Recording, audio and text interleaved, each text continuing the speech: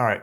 So right before we kicked on here, you said that you went into the house and you smelled that the wife's making meatballs. Is that dinner tonight? Is there something? Is it Italian meatballs and spaghetti? What's going on? You know, Pat, I've been between meetings and I went in the house for about 10 seconds. So you have about as much information as I do right now. But yeah, it sounds like it's going to be either a late lunch or dinner tonight, but I don't know Ah, what's dude, coming with it. But either way, I'm looking forward to it now. meatballs are so good. It probably harkens Yeah. to my, half my Italian heritage here. I'll go to a restaurant and I'll just order. Sometimes they'll give you like a Sides. side of meatballs, Yeah. like 3 or 4 delicious meatballs. I'll just get a side of meatballs. It's a It's good move. fantastic. Oh, it's so Totally done good. that. Um, there was one other thing I wanted to mention to you, and of course, now the camera clicked on. Oh, take this for what it's worth, right? Like, I didn't fact check it, see interwebs or whatnot, but it seemed to be quasi reputable. But I just saw some uh, new article that came out that said Tennessee ranks lowest in quality of life overall. Now, what factors it had? Wow. I'm like, as far as I know, you're enjoying your time out there. Do you think that's off base in your perception? No, it's terrible. Nobody should come here. And Okay, there you go. Okay, perfect. Stay away. Maybe that's exactly what it was. It it's was pretty written by awful. I somebody wouldn't. who's enjoying Tennessee and wrote this hit piece to keep Yeah, people away from totally. there. No, I would not say that that is accurate. And it's funny because I've actually looked into certain things like that. And it's always interesting when you look at like population wide things because obviously you're talking about a huge landmass and a huge range of people. So it's hard to Hmm. generalize. But it's kind of a common trope within Tennessee, and particularly people that have spent a lot of time here, like lived here their whole lives, where they're like, if you remove Memphis from the equation, all of a sudden everything shoots up to Oh, much better interesting. ranking. Yep. So a Memphis. lot of people in Tennessee not so hip to Memphis, but I'm sure the people in Memphis probably feel a little different about that too. So, I got to so there you admit, go. whenever I think about Tennessee, I think about Nashville. I forget about Memphis. Sure. Yeah. Yeah. Memphis is big, huge Interesting. city. Just a stain on the states. What you're telling me. You didn't hear from me. I'm just, just a messenger. All right, so we've got a show to do here, um, with the topic that we're going to flesh out live, which will be fun. But before we get to that, the housekeeping. Appreciate everybody out there. Want to help keep supporting the show? Check out all the cycles that we offer through Very Not Random. Whole bunch of things to ideally make you a better athlete's our goal. There's a whole bunch of programs under the Get Your First, strict ring dip, handstand, push up, muscle up, pull up, good stuff like that. A bunch of others. Some on-ramp programs if you're getting back in, barbell, body weight, and dumbbell. There's a whole bunch of just strength stuff, jerk, snatch, back squat, all that good stuff. Engine building programs, basically everything that you need. And I looked up before the show, which I think is fun, to look at the best sellers for the last 4 weeks, and we get a three-way tie for first. And these, I mean, won't be a shocker. So the three-way tie is first strict pull-up. I mean, that is a winner constantly. Yep. Back on the wagon continues to be strong, which is I think 8-week program. If you fell off the wagon, you want to get back into fitness, and you want a structured program to do that. And then the final one is the run, bike, row. The engine. It makes me so happy that people are embracing this is a 12-week program just for your engine, in which that 12-week program encompasses you can choose do it for running, biking, or rowing, or choose a different one each day. And so yeah, people are digging that. I Then on the wonder how gym. much of that is a summertime reflection, the Oh Run Bike yeah, Row. yeah, yeah. Such a good summertime program. Get out there, enjoy it, get a little fitter. I mean, why not? So I wonder And if that holds through the winter. it's probably one of those things too. Well, this might relate to, maybe this is a stretch. We're talking about understanding the methodology today. Mm. If you understand the methodology and believe that it's accurate, and then believe that working on your deficiencies or weaknesses will probably give you more bang for a buck than focusing on your strength. I'm going to make a broad assumption that most people don't like conditioning, and so if they're steeped in the methodology, like I know what I need to do, I'm going to get this program. Maybe that's tied into it, and it's nice out, and Mm. we'll see. And then for the gym owners, you've got your all-in-one for BTWB: workout tracking, gym management, and billing. All together, all integrated, all works together. Go to btwb.com and check that out if you're a gym owner. Okay, so the topic today, what is your best summary of what was on your mind? You had things percolating. Oh boy. Well, Pat, I hope I can summarize this in a way that makes sense and it's We'll not get just there. rattling around in my brain. Yeah, we got time, right? But simply, I am just curious as CrossFit becomes more widespread and kind of more accepted in the mainstream as to what the average member's understanding of the methodology is.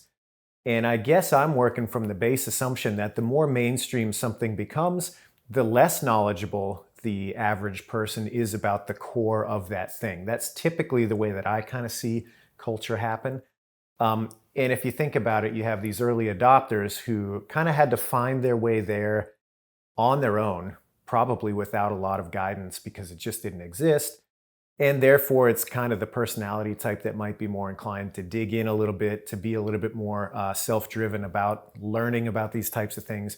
Whereas when it's everywhere and it's kind of a little more accessible, I don't know that it promotes that same kind of attitude with the average person. Now, I'm totally open to being wrong, but my Mm-hmm. assumption is that the larger it gets and the more people do it, the less the average person kind of has connection with that real hardcore understanding of the base methodology. So that's kind of where I'm coming from. And I'm curious to see if that's true. And then secondarily, I'm curious if that actually matters. Like, does it matter if the average person understands and has a really good grasp of these underlying principles? I mean, if they're showing up and putting the work in, does it matter that they can explain these different models of fitness? So just those are kind of the thoughts that rattle around in my head from time to time. Yes, and there also could be another part where, as years and now decades start to go by, what becomes the norm, maybe the norm's not the best way to say it, but what people think is the standard or is the methodology or is whatever, Mm, may not actually be sure. the roots of it. I saw something like, for example, I think if you took a decent poll of CrossFitters these days that maybe been doing it, I don't know, 5 to 7 years, which is a good chunk of time, right? And if you ask them what's quote unquote normal, is it strength plus metcon, or is it the one workout a day in which you don't lift heavy a day? They'd be like, oh, it's strength plus metcon, and there are some gyms doing this other one, but that's kind of a weird new thing. It's like, Or an actually outlier. no, Yeah. actually Yeah. no. It's but I think it depends upon where you came in, Sure. what then becomes the norm. Because I also heard something from somebody the other day who was like, um, hey, there's this multi-round workout and it involves, rowing each time. And I noticed that, for example, what was it? The question was worded something along the lines of there wasn't a men's distance and a women's distance for the rower, and that's how it's always been done. Why is something different being done where it's not? And I was like, That's I would funny. have to Yeah. pause. That's actually not how it's always been done. As a matter of fact, the Yep. workout was just put out as this is Jackie, and it's a Yep. 1,000 meter row. It's not 750 meters for the women. It's a 1,000 meter row, and it's a 3 round workout of five. Like it is what it is, and you do the work, and you get better at the Yep. work. But it's funny, wherever you came in, I think sets your perception, sets your reality, sets your benchmark, and then you view anything which is different, which may actually be in contrast to the origin of the methodology. In all honesty, that seems weird and different. So I would Mhm. tend to think your general thing is I think there's a fair number of people doing CrossFit, and depending upon what level of nerd you want to categorize yourself as, I I don't think there's a depth of understanding, and I'm open to the fact that I could be wrong. Like you're saying back in the day where you really had to seek it out, you had to figure out what this thing was. You were downloading the journal every month, digging into those articles or whatnot. And I don't think that exists to the same degree that it used to as the base of users has just grown exponentially. That's my gut Yeah. feeling. Well, I'll play devil's advocate. I think probably that people are just as curious as they were. And I bet you I would be willing to stand by this that people probably consume more quote unquote CrossFit material these days via like Instagram and YouTube and these sort of things. But we're talking about people that they follow and not necessarily people that are actually close to that core methodology or espouse it. So I Mm-hmm. bet you that people's exposure is probably greater in some ways, but whether or not that actually reflects the source material is another question. So that's what I'm kind of curious about. And I also say too that, man, it's tricky because I really believe fundamentally for most things, the affiliate culture really drives so much of this. And so you could step into affiliate A and maybe they're just a little more lackadaisical about Sure, this sure, sort of thing. sure. It's not as important to them, and that's going to trickle down to their membership as well. Whereas you have affiliate B and they're just like drinking the Kool-Aid, and they've been at it for a long time. They really understand that source material. Of course, that's probably going to be reflected in their members as well. So, Yeah, yeah, I the guess, info's out there. sure. If you are the nerd, and I'm one myself, like, well, then you're probably listening to this podcast, right? Yeah, And if you're not, and you just, I'm gonna play devil's advocate to your devil's advocate, and stay nice. with the whole that I think It's just I'll devils all use the way down. I'll use the word most. I think most people aren't in the affiliate model. I think most members are busy life, Yeah, got stuff to I think do. that's true Hey, too. I'm on Instagram. These people seem to look jacked. I'd like to look jacked. Mm, What's the hopper? I don't give a crap what the hopper is. What time's the class? Okay, let's get in there. Well, this workout has intentional interference. That's great. What's the loading I should have in the bar? Let's do this. Like, yeah. I think I got to get back. My kids got to go to school. I got to make dinner. I got to get up for work. I hate my job. Like, I think it's just like, I think it's that rush of like these people, this seems to work. I don't know. I looked at something on Reddit. People seem to think Yep. this works. There's one near me. I'll see you at 5 p.m. And then I would think that's most people. And then you've probably got a small segment of, if there's 100 members of that gym, maybe you've got 75 or 80% are like that, and 20% are like, I'd really like to dive into the why this happening, and I looked up Adrian Bosman giving the technique lecture from 2007, and he said this 13 minutes in. Could we talk about this? Like, I think that's not most members. I think most members are just like, get me fit, tell me what to do, I'll see you tomorrow. That's my gut feeling. Yeah, no, I agree. I think that's probably accurate, and I also think that that's what they're paying for, to be honest. And so it's kind of funny because Yes. I Yes. have been. It's funny when I moved to Nashville. It was the only time in my CrossFit involvement that I've just been a card carrying, membership paying dues member of an affiliate. Was it And wonderful? it was awesome. I showed up and I would just be told what to do, This is and I somebody would get else's worry, not coaching. mine. Yep, the whiteboard was already set up, all the equipment was laid out. I knew my friends were going to be in the class that I showed up at. And I was just going to talk some smack and throw down with the people that I'd come to really enjoy. And, everything else was kind of outsourced for me. And I'm like, wow, I get it. I understand why people pay Right. for this service. This is great. I don't have to be that invested. Not that there's anything wrong with one side or the other, but that is the freedom that offers, is like I pay my money and I get told what to do and I improve because I just need to show up. That's really it. There's no other expectation than I just show up and put my work in. And I can't fault that, and having gone through that Hmm. experience, it really did, I'll admit, kind of change my mind, because for so long I was on the other side of that equation where, and especially like I think where you and I came up in CrossFit, it was not only hard to find, but actively resisted by a lot of people around Right, you. right, right. And so you really had to be kind You of hard had to headed defend to why stick you it were out. doing it. Exactly. Yeah. And not like once or twice, but like all the time. And so it took a certain kind of hard headedness to kind of just stick it out and stay with it. And I will say that when I was younger, I definitely felt like, you know, people needed to have that same level of engagement or passion that I did in order to be seen as kind of equal in my mind. And I'm glad I Hmm. don't think that way anymore. But Be being seen as a part of an real affiliate, CrossFitter. yeah, being part of that affiliate and just seeing, oh man, being able to kind of just give that off to somebody that I'm paying for this service. What an awesome thing. That's a really cool thing to provide for somebody as a coach. And hey, how cool is it that like you don't have to make it your entire life and you can still reap an amazing benefit from it.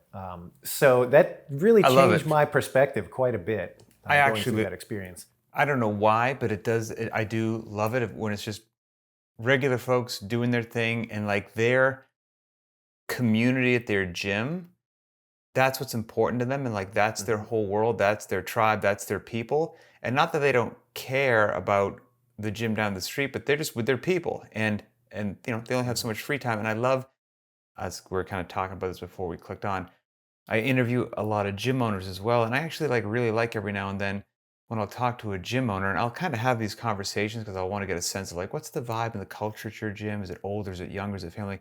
And every now and then gyms will be like, if you polled a bunch of our members, they've never heard of Rich Froning. Like, they don't know who this Yeah, person is. They sure. don't know who Matt Yeah. Fraser is. Like, they Mhm. come in, they love each other, they laugh together, they go home, we see them again the next day. Like, this is their whole little world, and they love it here. I'm like, that's actually really cool. Like, Yeah. that's the family that they've created, and they're obviously thriving. They're obviously getting fitter, faster, and stronger. They're having fun, and they're showing up without this deep, complex, nuanced understanding of everything they were talking about. So that leads me to my gut feeling, which has evolved over the years. It sounds like yours has as well. That you're like, hey, and does it even matter, Mhm. this, Jedi level of understanding? And I think for most people, no, because most people aren't a gym owner. Most people aren't a trainer. Most people are the recipient of the information. They're the participant that are just, hey, I would like to not be one of the many people marching down the road to chronic disease. Can you help me? Yes, cool. All right, see you tomorrow. Great. You Yep. got great reviews on whatever, 4 out of 5 stars. I'm here. Let's do it. And I got other stuff to worry about. You worry about the strength and conditioning. My plate's already full. Like, I think that's fair. Yeah, no, I completely agree. And I think the only nuance that I want to add to that is that the more I think about it, the more we talk about it, actually, my thoughts are becoming more clear to me. I think there's kind of three tiers. And in two of those three tiers, I think you have to have done some homework. So let's maybe start at the top tier because it seems like that's what we're discussing anyway. Just the average person, like you're saying, you got a normal person with normal responsibilities and limited time to work out and other hobbies and other interests. You Mm-hmm. don't have to be all in on the deep dive into the CrossFit world. You just need to show up and put the work in. I think that's totally appropriate.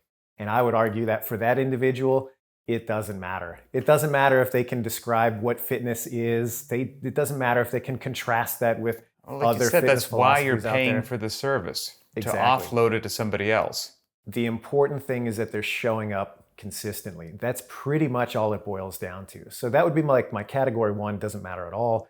And so there could be almost an infinite number of people in that category that just show So up and do the that's the thing. big bucket right there. Exactly. And they just reap the benefit and it's all good. The second category that I think goes a little bit lower than that, or deeper than that, I guess I should say, lower is kind of a weird way to express that, but a little deeper is once you get a certain level in, I think, and I would hope that you see there's enough benefit to what you're doing that you also recognize that it's important to have enough knowledge to be autonomous just in case. And so what Mm. I mean by that is, hey, maybe you're going to move to a new town and you don't know if there's a CrossFit gym there or it's remote or whatever.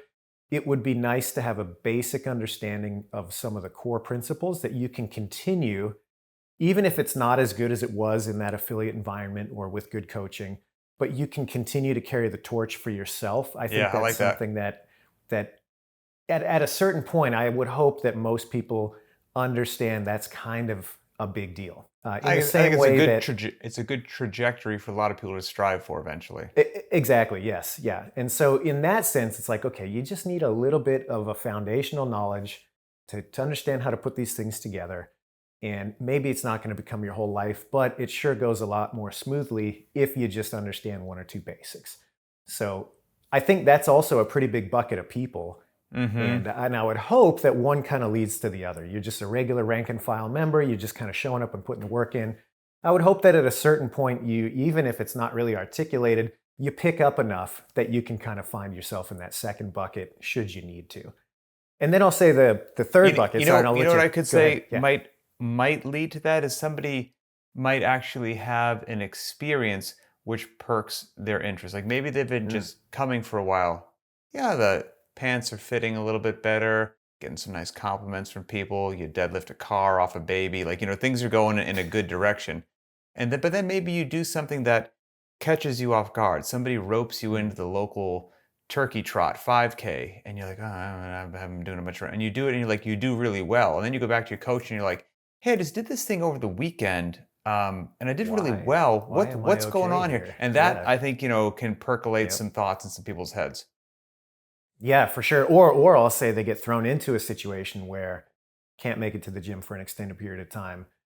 Some life event happens, but they manage to put together a couple of workouts just based on what they've done in the past. No Hmm. real huge dissertation on any of it. Just like, oh, well, I remember we did this one workout and it was just body weight, so I'll do that again. And they use that to kind of stop the gap between when they can get back in the gym and now. And that kind of spurs the thinking along like, oh, I can do this. It's not that big of a Hmm. deal. Um, so yeah, I think a lot of people will find themselves in one of those two situations at some point, which is great. And then I think the third category is people that want to teach and coach. And Hmm. now that category to me is like there's a sharp line there. And obviously those people need to be sharp. They need to be really well versed in this stuff. Now, I think there's a deep end there too, and I've been victim of this, especially when I was younger. You find yourself arguing about some minutia that honestly doesn't matter. You're just battling with a stranger, often on the internet, about something that really doesn't matter that much. Is it a power jerk Oh or a yeah. push jerk? Well, let me tell you Oh, why you're wrong, and you're those are also a the big terrible issues right person. there. um, so you can take that too far, but foundationally, I think that if you want to be in that seat as a coach, as somebody who's trying to transmit this to somebody else, you should be trying to get to the heart of the matter. And I Hmm. think you should have an interest in the core foundational methodology. You should Oh, be sure. digging a little Yeah. deeper to figure out, okay, what is actually the source material here? And to your point earlier, not just what seems to be commonplace today, but where did it come from and why? And would I make those same decisions, even if I'm seeing people around me do something? Would I engage that same way based on what I know about this method? Well, because now you're no longer just responsible for yourself. You are responsible for others, and you're most Exactly. likely Yeah. receiving compensation to be at Right. the level of a professional. And you Yeah. have, just by nature of that, whatever you want to And call it, and and I contractual think, relationship, like there's some yeah. responsibilities there. Yeah, and I'll point out too, because it's often forgot sometimes that like that compensation, you're getting paid to do it. That's a proxy for somebody's trust. That is the Correct. dollar value of trust that they are putting in you for this thing. So, don't forget that. That's a real thing. Yeah. And people had to work hard for that money, so don't discount it. Yeah. It's interesting as the world keeps turning. Yeah. I think that crazy level of, you could just sit down with somebody and have an hour-long conversation, be like, wow, like you are an encyclopedia on this stuff and it's Hmm. accurate. I think that's less and less, but and as crazy as it is, it doesn't matter to the average gym goer. Yeah. That gym goer can have their life changed and brag about your gym and brag about CrossFit being the best thing in the world. And look what it did for me. And never have even heard of the CrossFit Journal. Like, Yep. it is quite possible. And yeah, so I guess, yeah, I think that's where I've landed on that one. Yeah. Yeah. Same. And I got one or two kind of closing thoughts here. Yeah. And this is kind of taking me down a trip of memory lane a little bit. And I don't know how many people know this today, but back in 2007, 2008, that's when the CrossFit seminar staff really started getting more developed and more codified. Up until that point, Greg Glassman was, he wasn't at every seminar, but he was at as many as he could be. He got around a lot. He was the one that basically, created any of the speaking points Mm-hmm. in that whole seminar. And then around, I think it was just end of 2007, 2008, Dave and Nicole were tasked with, hey, we've got to expand this. We've got to try to make this something that we can replicate, even if I'm not there, I being Greg, right? And I think the thing that I respect most about that decision was that he recognized that if this were to be solely driven by a cult of personality or one person's message, it's not that valuable. Because if it relies on one person to be able to transmit, well, then how much utility does it have? And I think that holds true with the methodology itself. If you have to understand every nuance of the thing to reap any benefit from it, how useful is it really? You should be able to just show up and put the tenets in practice without understanding any of it, and it should still work. Yeah. I don't Yeah. have to understand the microbiology behind my basic nutrition program to reap the benefit of it. In the same way that I don't have to understand why something is programmed the way it is to reap the benefit of it. It's nice to know these things. It's nice to kind of educate yourself on that topic. But if the Mm-hmm. method is truly useful and truly, I guess, true, it'll work regardless. And to me, that's something that I think the overzealous CrossFit coach can sometimes forget. And I think it's well-meaning, you know what I mean? Like they want to Yeah, oh impart yeah, that yeah. to their members. They want to make sure that or that other coaches are getting it right around them. And I think that's what like kind of lends itself to some of these internet battles, you know. But at the end of the day, on a pragmatic level, it's either going to work or it won't based on the strength of the thing itself. And if it's the truth, if it's really going to do what it's purported to do, you shouldn't have to know much about it. You just do it, and next thing you know, good stuff follows. So that's my little Measurable, rant. observable, repeatable. Yep. Works in my garage, works in your garage, works in Sydney, Australia. Works, for Works whether or sure. not you understand the underpinnings or not. Yeah. Yep, 100%. Yeah, I'm curious to see. I feel like this would be a topic that people would have strong opinions on. Number one, what are people's feelings as to the level of understanding of most people doing CrossFit these days? And then, does it actually matter, and to what Mhm. degree? And does it matter different for different segments of the population, like you were talking about a second ago? If you've got thoughts, feelings about this, find this episode on the btwb YouTube channel, post them there. We read all those. You have ideas for new topics or content, post them there as well. You can also post these things on the Very Not Random Instagram account. That'll be public, obviously. If you want to send something more discreetly or be anonymous, just send a direct message to the Very Not Random Instagram account. All those eventually make their way back to us as well to help drive content for the show. We appreciate everybody. So for Adrian Bosman, I'm Pat Sherwood, and we will see you next time.